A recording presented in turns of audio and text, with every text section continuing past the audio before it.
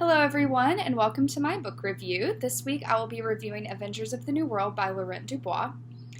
Avengers of the New World is a well-articulated and thoughtful book that chronicles the journey of Haiti, formerly known as Saint-Domingue, and its path to containing the first successful slave revolt in then-modern history. This book, written by Laurent Dubois, does an excellent job of chronicling the history of Saint-Domingue in a way that is very readable.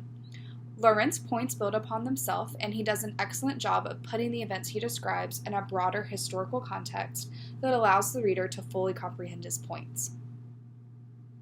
Dubois begins Avengers of the New World with a good look into an exile named Moreau de Saint-Marie's account of Saint-Domingue. A lawyer born into an important Creole family, Moreau was well educated and produced many writings that Dubois uses to help craft his own account of what happened in Saint-Domingue. A common theme in Moreau's writings, and something that he would soon come back to time and time again, was the fact that no one, especially the administrators on both sides of the Atlantic who governed the Caribbean colonies, knew anything about them, really. This can be found in location 132 in Chapter 1. Therefore, many of Moreau's writings about Saint-Domingue aim to shift the narrative to show that many of those who governed Saint-Domingue had no clue about what the colony was really like. This also seems to be part of Dubois' aim as well. In Avengers of the New World, Dubois is aiming for a restructure of the history of Saint-Domingue told through the accounts and stories of those who lived there during those times. Excuse me. Dubois stated that if there was to be a reconstruction of the colony, as he, Moreau, firmly hoped, it would have to be based on the knowledge of what the ruined plantations and towns had once been, and an understanding of how the colony had functioned, and why things had ultimately gone so wrong. Location 145. Dubois spends the first few chapters chronicling how Saint-Domingue came to be. There were many events that occurred first that set the scene for a successful slave revolt to eventually take place. He begins at the earlier stages of Saint-Domingue's history, where he details how Christopher Columbus landed on the island during his first voyage in 1492, giving it the new name of La Española. With Columbus's introduction to the island also came the introduction of the brutal massacre and subjugation of the indigenous peoples that lived there. Dubois points out that by the mid-16th century, the indigenous population of the island had all but vanished, when it previously had boasted a population of between 500,000 and 750,000 in 1492. This can be found in location 194. Dubois uses these numbers and statistics to provide the reader with concrete evidence of how brutality and violence was ingrained into the very beginning stages of Saint-Domingue as it became known as a French colony. This use of numbers and statistics is the mark of a thoughtful and detailed historian. It is important to note that the French colonization of this island does not mark its beginnings, as there were indigenous peoples already calling the island home when Christopher Columbus arrived. This is a common assumption that is often placed on colonized lands, that their beginnings coincide with their colonization from a larger world power, when that is an ignorant and incorrect assumption. This is something that Dubois does an excellent job of expressing, and it allows the reader to develop a fuller understanding of the beginnings of Saint-Domingue, both as an island with indigenous peoples and as an island that fell under French rule. Both points in the island's history are important when journeying through the topic of the Haitian Revolution. Dubois does an excellent job of contextualizing the slow build to revolution in Saint-Domingue in light of the broader world politics and economic workings. He places much emphasis on how, by the eve of the revolution, Saint-Domingue was the world's leading producer of both sugar and coffee, and it exported as much sugar as Jamaica, Cuba, and Brazil combined, and half the world's coffee, making it the centerpiece of the Atlantic slave system. In placing Saint-Domingue's influence and status on the economic world stage, he is providing the reader with a richer insight as to just how significant and revolutionary the events in the years to come really were. That information can all be found on location 294. This is even more important when the reader considers the statistics that Dubois gives in Chapter 1 about how, by mid-century, there were nearly 150,000 slaves and fewer than 14,000 whites. And on the eve of revolution, 90% of the colony's population was enslaved.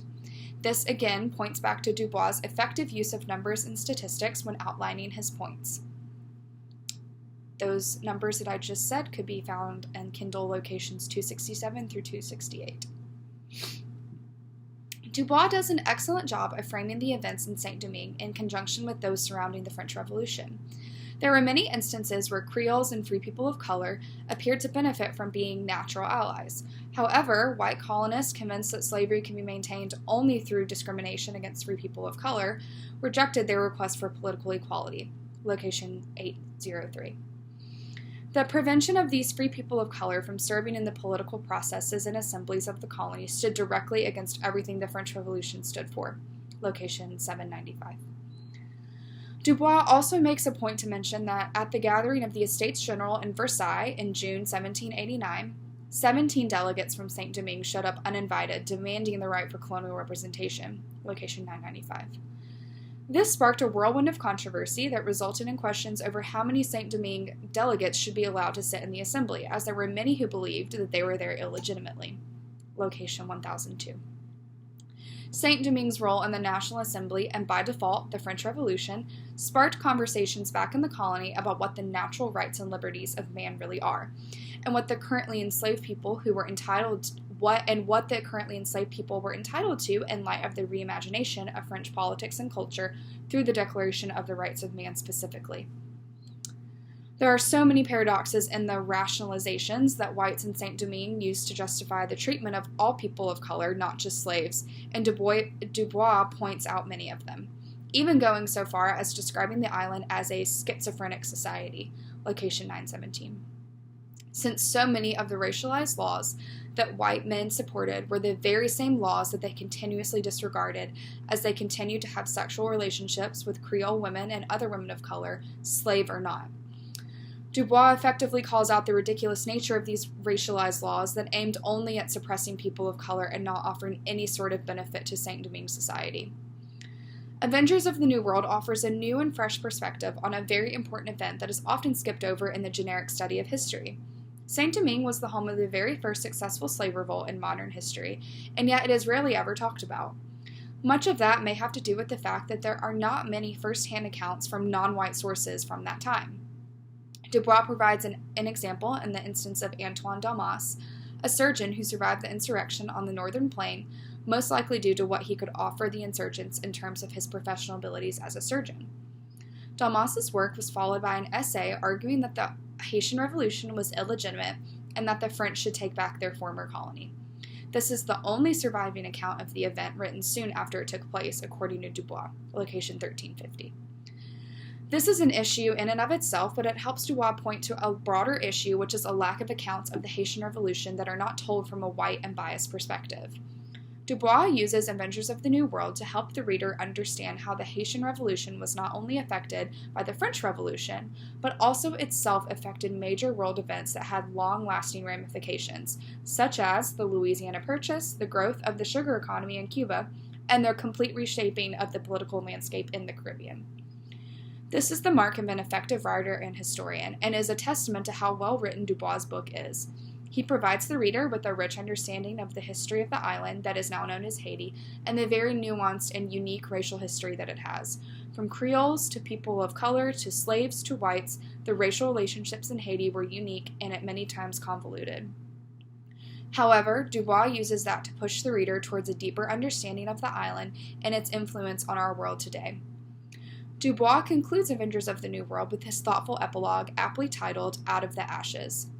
In it he writes, through such writings, through conversations, through rumors and nightmares and dreams, those who died for and lived through the Haitian Revolution become part of every society in the Atlantic world. They continue to speak to us as founders in a long struggle for dignity and freedom that remains incomplete. Location 4113. This perfectly concludes his work in this book as he ends on a note that reminds the reader that the struggle for dignity and freedom remains incomplete for many, even in this new world that we are now living in. I hope you enjoyed my book review and gained some valuable insight to what Avengers of the New World is all about. I encourage anyone listening to this to read Dubois' book, as there is much to be learned from it. Please let me know in the comments if you enjoyed this review, and let me know if you plan on ordering this book. I bought it through the Amazon Kindle app on my MacBook and read through it that way.